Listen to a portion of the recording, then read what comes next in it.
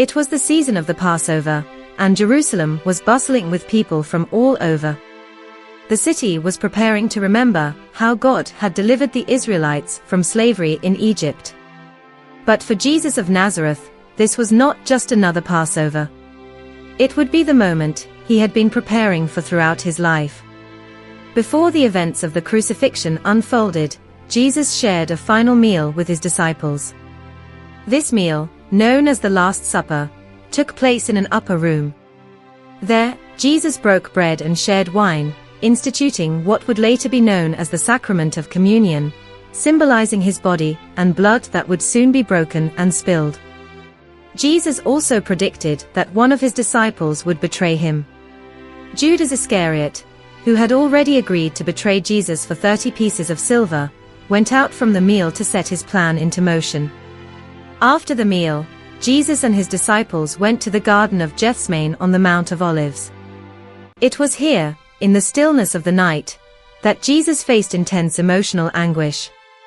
He knew that the time had come for him to endure unimaginable suffering. He prayed fervently, asking God, "Father, if it is possible, let this cup pass from me, yet not my will, but yours be done." His disciples, unable to stay awake with him, fell asleep as he prayed alone. Judas arrived with a crowd armed with swords and clubs. He betrayed Jesus with a kiss, marking him as the one to arrest. Jesus was taken into custody by the temple guards and brought before the Sanhedrin, the Jewish council. The religious leaders, including the high priest Caiaphas, sought false testimony against Jesus in the dead of night. They wanted to accuse him of blasphemy and find a reason to condemn him to death. But despite their efforts, no one could offer consistent evidence. Finally, Jesus was asked directly, "Are you the Christ, the Son of the Blessed One?" Jesus replied, "I am," and he added that they would see the Son of Man sitting at the right hand of the Mighty One, and coming on the clouds of heaven. This was seen as blasphemy, and the high priest tore his clothes in anger, declaring that Jesus had spoken blasphemy. Jesus was then taken to the Roman governor, Pontius Pilate, because the Jewish leaders did not have the authority to carry out a death sentence.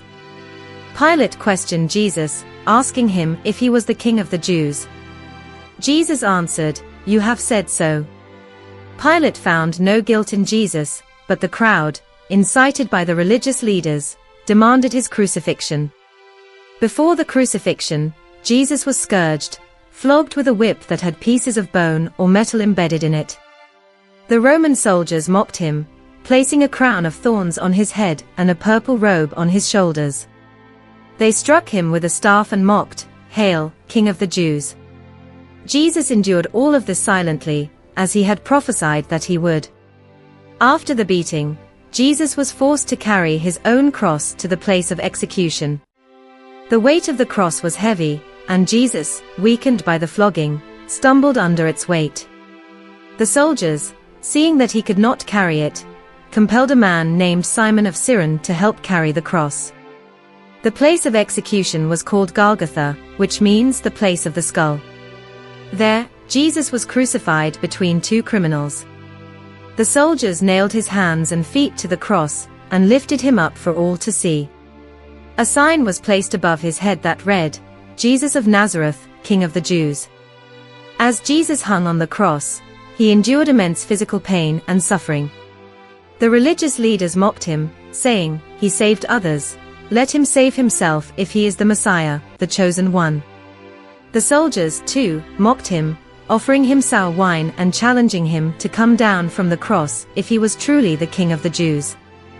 One of the criminals crucified next to Jesus also mocked him, but the other criminal rebuked him, saying, "We are getting what our deeds deserve, but this man has done nothing wrong." He then turned to Jesus and said, "Jesus, remember me when you come into your kingdom."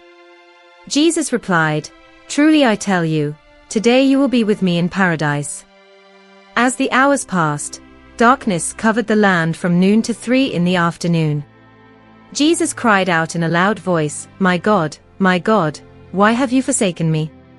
Quoting from Psalm 22.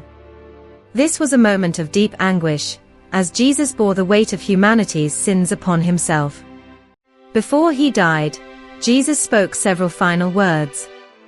He said, "Father, forgive them, for they do not know what they are doing," showing his compassion even in his final moments.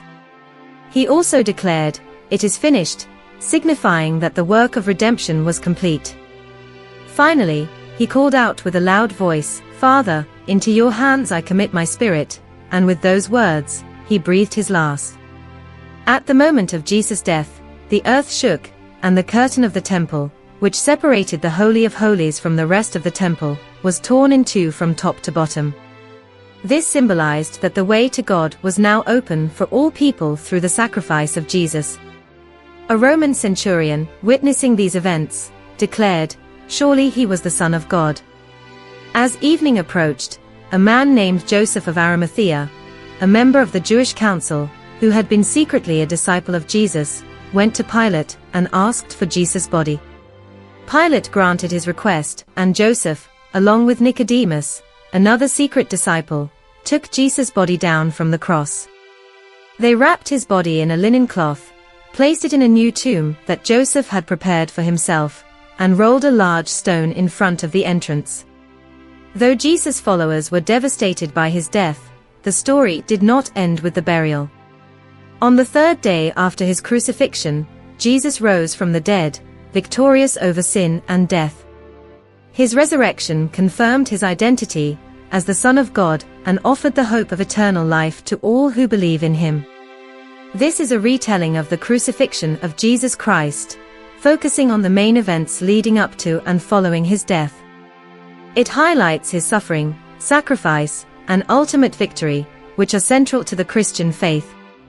Like, share, comment, and subscribe for more powerful Bible stories. See you in the next story.